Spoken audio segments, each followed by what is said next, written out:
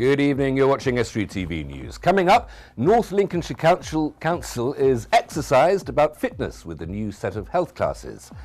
A Scunthorpe man is on the fairway to Florida to tend the greens for golf's greatest. And I'll be talking to Steve Mansfield and William Woodhouse about William's new book on Lincolnshire Railways.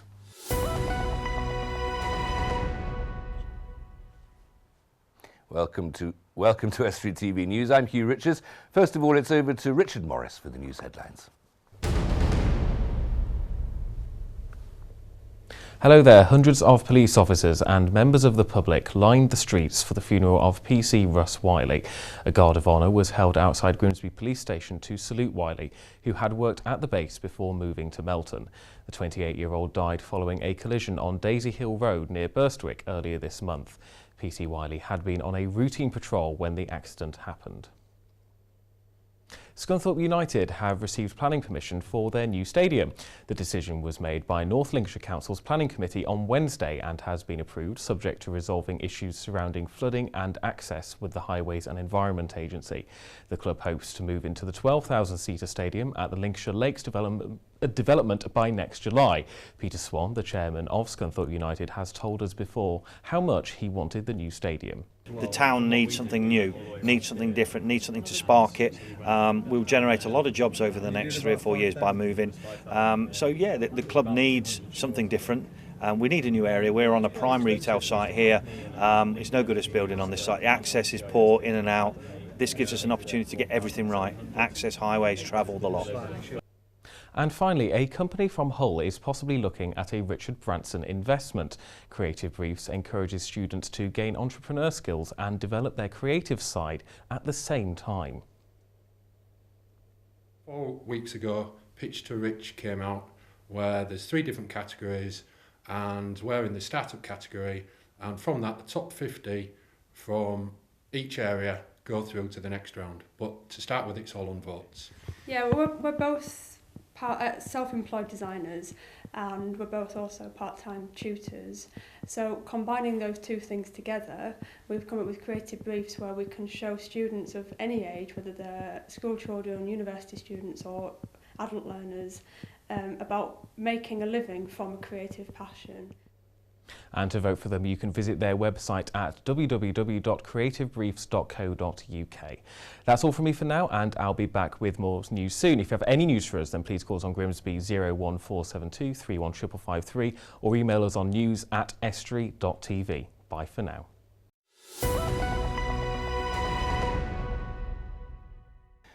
North Lincolnshire Council is urging us to don our trainers and grow more active as they work to expand the variety of exercise classes on offer to suit all fitness levels and at an affordable price. Our reporter Erica Barker has been to the pods in Scunthorpe to find out more.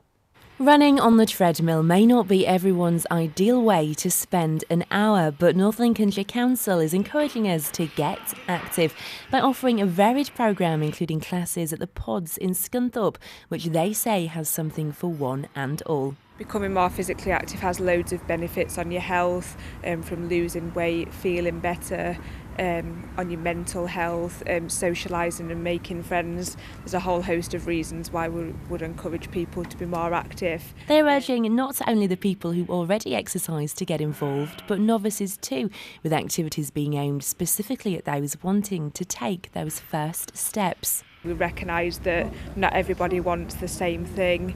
Everybody's different. Not everyone wants to exercise at the same time. So we offer a whole range of things across the council, and we've got 5 local leisure facilities that offer a variety of activities throughout the day, from classes, swimming to gym. We offer activities in the community, so jogging in your local park, activities on local playing fields. We're even looking at new activities that we want to introduce, like roller skating. And Jan Clark, who attends a weekly yoga class, says age is also no barrier. I think it's a wonderful stress buster. Even if you're like me, you're retired, there are still stresses in your lives. When I was a young mum, there were lots of stresses, around the children. When I was working, lots of stresses. And you just get that time for yourself, you get time to switch off. And I do think, as well as feeling physically fit, you do feel mentally fit. And Jan is not alone. A lot of people are frightened to get involved in sport, and I think they should do. It needs to be pushed a little bit more for people of all different ages. And it seems it may be too late for New Year's resolutions, but it's never too late to break a sweat. You're watching Estuary TV News. A little later, we'll be taking a look at another beautiful dog of the week, and Dan Kemp will bring you all the sports news.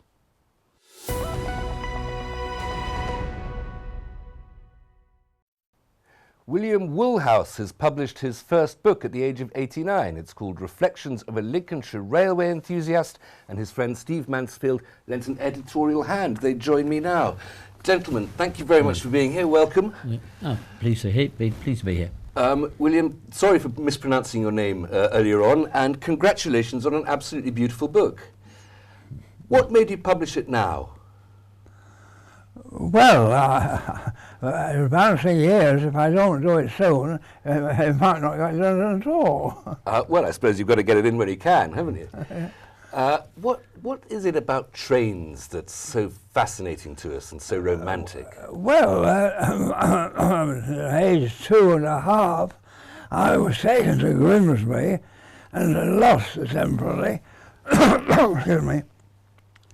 I disappeared to the railway station. And so at the age of 2.5, which is 2.5 years. Let's face it, almost 90 years ago, you just got the train bug. Yeah, that train bug, yes. And Steve, how have you been involved? Has William shared this fascination with you? I've known William since about 1978, and I know his interest in trains, but he has an encyclopedic knowledge of trains. You can show him a photograph and he'll say, oh, that's June the 3rd, 2:30 in the afternoon, the station master is, the train is from, etc., etc. And I think, what a incredible detail. And I thought, well, sad to say, if anything should happen to him, what a loss. It's like a whole piece of social history that would be lost. And so I thought, well, what I'll do, if you'll chitter and chatter to me, and I'll scribble things down and tell me about things and compile it, type it up, he'd proofread it and say, well, that's fine. Oh, we need to change that little piece and so on. And, eventually we end up with a book, so. And William, you are an absolute historian, a social historian of the railways, because the book is beautifully produced and has all these photographs of beautiful ancient old steam trains, but also you've got pictures of all the tickets, of all the ticket stubs, of all the documentation that goes with the logistics of running a railway. Why were you taking photographs and keeping everything? Well, you see, in this part of Lincolnshire, it hasn't an engineering background, and Grimsby House, and I suppose I became friends of numerous people in Grimsby, which helped to foster the interest, you see. Lincolnshire has always been an agricultural county, and people will be interested in things like traction engines, but not so much in things like railways. And of course, you see, when you look at a map of Lincolnshire today, you can say, well, it's a railway desert. Well, it is. I was going to say, and there is. I mean, apart from light railways and the line from Doncaster to Cleethorpes, there is no railway in Grimsby, is there? There is no railway in Lincolnshire. Well, the only railway left in Lincolnshire is from Cleethorpes to the county boundary on the way to Doncaster, and in the same way going from Cleethorpes to Newark. From Grimsby area, there's nothing left. And Steve, there is a light railway tradition. I suppose it's our tourism economy and culture in Lincolnshire. The light railways are still thriving. Well, Williams, especially Williams' connection with the light railway, the Lincolnshire Coast Light Railway, which he actually ran at Humberston, the end of North Sea Lane, into the Fishers Camp between 1960 and 1985. It carried in excess of 3 million passengers. I think maybe the introduction of more bus routes killed that, but it got transferred ultimately to the Water and Leisure Park at Skegness. But he's even got such interest in narrow gauge railway, and he'd recognise whether it's the Romney, Hyde, Dymchurch, whatever, or it's from here, it's 5 1/4 inch or so many inch. And to me, a bit like if an aircraft goes over, I have a friend who can say, oh, it's a Mark 7, etc. To me, it's aircraft.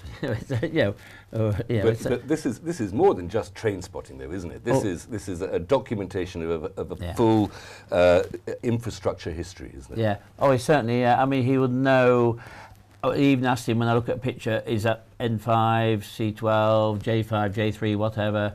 So my own father was on the Louth Loco, and William in his lounge has got a painting, oil painting of my father on a steam train coming near Little Grimsby Bridge. It's quite a relic. I'm particularly excited to see here a photograph of the Mallard, which is possibly the most famous train ever to be produced in this country. So Nigel agrees these great...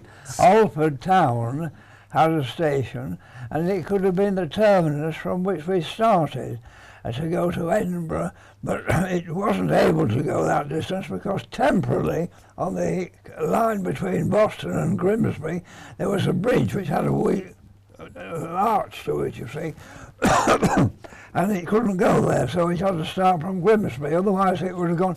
I don't know the exact mileage, but I would imagine the distance. You see, it went from Alford Town, it would have gone from Alford Town, it went to Grimsby, to Gainsborough, to Doncaster, William, Leeds. It's a pity that we didn't have that terminus here back then for such a great train. We'll have to stop there. We'll come back in a moment. A golfer from just outside Scunthorpe has been successful in applying to be a greenkeeper at this year's Players' Championship at Ponte Vedra Beach in Florida. The competition is frequently considered to be the unofficial 5th major due to its prestige, as it usually contains the 50 top players in the world. He'll be rubbing shoulders with the likes of Tiger Woods and Roy McIlroy. Richard Morris is under par.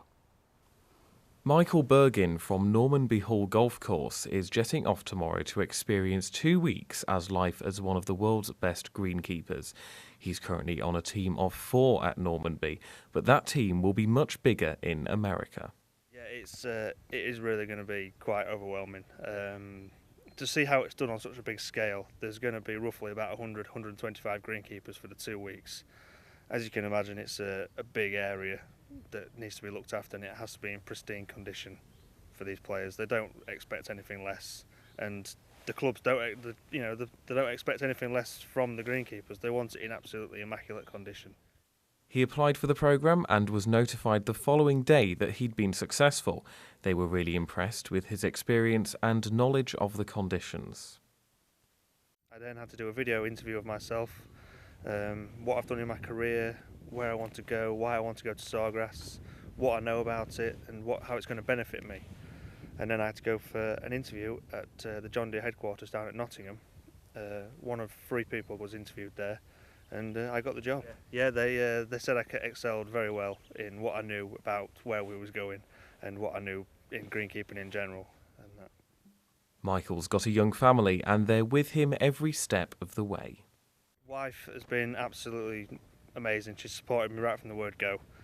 I couldn't ask for any more from her. Going to miss the little one for a couple of weeks and that, but hopefully we'll be speaking over the phone and Skype and that, so it shouldn't be too bad. I'm glad to say. I interrupted you before, we were talking about the Mallard, but your train experiences are not just in Lincolnshire, you've travelled the whole country. My experience on an actual working railway was entirely confined to the narrow gauge, because you see, in Lincolnshire we had not as many standard gauge railways. Narrow gauge railways were standard gauge railways, but we had a vast number. There was one at Naughton, halfway between Lincoln and Sleaford, which had 25 miles of track. That's a substantial distance, isn't it? Yeah. And there were numerous other big farmers in Lincolnshire, especially in the south of the county, which was the potato country. they had quite a sizable length of track as well. And all this was serving the engineering industry in the north part of the county and the agricultural industry in the south part of the county. Yes, yes, that's right. But latterly, of course, the railway was abandoned because, of course, instead of old horses and carts in the old days, of course, we got tractors and trailers and so forth, and it spoiled the case. Steve, it's regrettable, isn't it, that we've lost the railway infrastructure of Lincolnshire, but secondly that we have these tedious, ugly, slow little electric trains when once we had these grand, beautiful, magnificent steam trains. I think certainly the local nearest one to us, if you went and stood at the North Yorks Railway on Pickering Station and stood next to one of these steam trains, and you just feel it almost makes the hair stand up on the end on your back, and it gets so emotional just to see the way things have been put together, the motion, the thing that somebody's actually created those. I mean, today it's simply whiz straight through 8 coaches, you know. But they don't whiz though. They don't go as fast as they used to when they were driven by steam. No, certainly the magic's gone. Sorry, certainly the magic's disappeared, hasn't it? Really, you've got today they are just buses on rails. That's all they are now. Really, they're not the creatures that haunted the rails, you know, or occupied the rails many years ago. That's all. William, you were saying that you organised railway trips from all the way up to Edinburgh, all the way down to Southampton, and so you've covered the whole country. What is the most beautiful railway journey in Britain? Well, of course, British Railways and the previous companies would arrange your trip from Aberdeen to Penzance if you wanted it, but it wasn't a thing that everybody did every 5 and 20 minutes. No. No. But you see, that trip we did from Alford Town to Barmouth was quite some Herculean thing, you see, because it went out by the North Welsh coast, went down part of the West Wales coast, and then came across Mid Wales before it came back to Lincolnshire again, you see.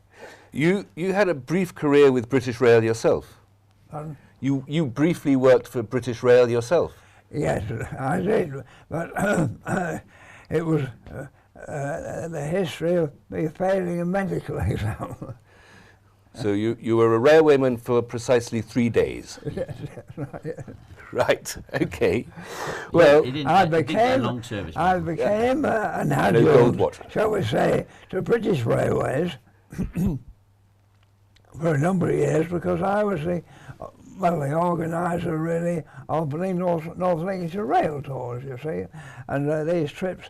I mean, we took some railwaymen from East Lincolnshire that never been to Wales before.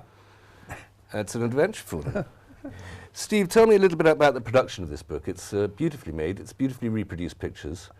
How did you get it sorted out? How did you get it so beautifully published? I just got, from about last October, I just asked William to chitter and chatter about the experiences, first of all, about the rail tours, and he could remember the rail tours in such detail. And I scribbled them down, took it back to him, and then he... Where can people get hold of this book? Where can they buy it? You can get them from Fairways News Agency or Fairways News on Fairways in Grimsby, Okay. Ludgate Railway, Louth Museum, Perkins in Horncastle. Perfect, thank you very much. £5.99, printed by Warple Press. Gentlemen, thank you very much for coming in. Thank you.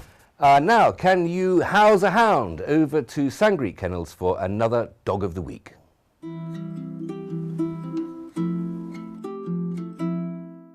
Dog number one, with it being the 1st of April, we've started a new year, is a lurcher, Saluki type, black and white, lovely natured dog, very nervous at the minute because it's only just been brought in, but in the end it'll turn out to be a nice, loving dog. And now here's the sport with Dan Kemp. Grimsby Town take their next step towards the Football League on Thursday evening. The Mariners away to Eastleigh in the first leg of their playoff semi-final. Christian Jolly and Gregor Robertson are expected to be the only absentees due to injury for the game that kicks off at 7:45. The return leg takes place at Blundell Park this Sunday. Hull City's chances of Premier League survival have been dealt a further boost. Relegation rivals Leicester City went down 3-1 to Chelsea on Wednesday night, despite taking a first-half lead. It now leaves the Tigers 4 points clear of the bottom three with 4 left to play. Next up for City is Arsenal at the KC on Bank Holiday Monday. In cricket this coming weekend, Cleethorpes entertain Appleby Frodingham at Chichester Road on Saturday, before travelling to take on the early season league leaders Barnsley on Monday. Meanwhile, Hull host Yorkshire Academy on Saturday. Driffield have 2 away games, Harrogate Saturday and at Rotherham on Monday. Hull Stingrays can lift the Gardner Conference title next season. That's according to defenceman Jamie Chilcott, who has re-signed for the Rays for next season. The 21-year-old Hull-born player was part of the side that made it to the Elite League finals weekend and is hoping for more success. And finally, back to football and the Northern Counties East League. Cleethorpes Town travel to Staveley Miners Welfare on Saturday, whilst Barton host Heanor. In Division 1, there's home games for Bottisford, Louth and Winterton, and Hall Road Rangers are away. Get in touch if you've got any sports stories you want to share with us. You can call us on 01472 315553, email us at sport@estuary.tv or search for us on Facebook or Twitter. And that's all for the sport.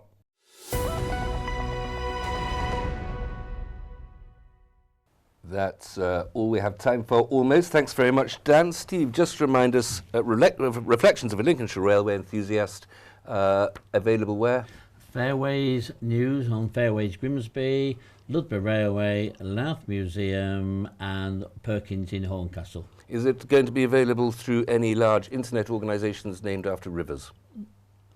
No, partly because we didn't put the ISBN number on this one. We thought we just sort of dip our toes in the water and see how it went. Now, if the next one goes, it's quite an expensive job putting the ISBN number on them, and so consequently, the next one, no doubt, we shall be a bit more organised for that. But, brilliant. Okay. Well, thank you very much. That is all we have time for. If you have a story for us, please go to our Facebook or Twitter pages. Details are on the screen. Email news@estuary.tv or phone Grimsby. That's 01472 3155553. Thank you very much for watching. Come back tomorrow, please. Until then, good evening.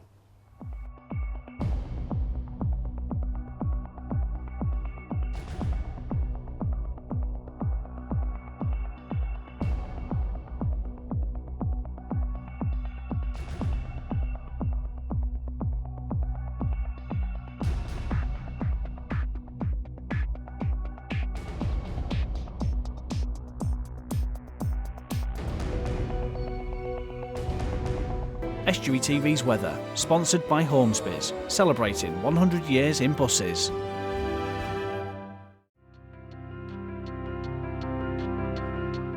Hello and welcome to Estuary TV's weather. After a frosty start on Friday, it'll be dry with light winds and some spells of hazy sunshine, maximum temperatures of 11 degrees Celsius. Dry with some hazy sunshine on Saturday after an early frost as well.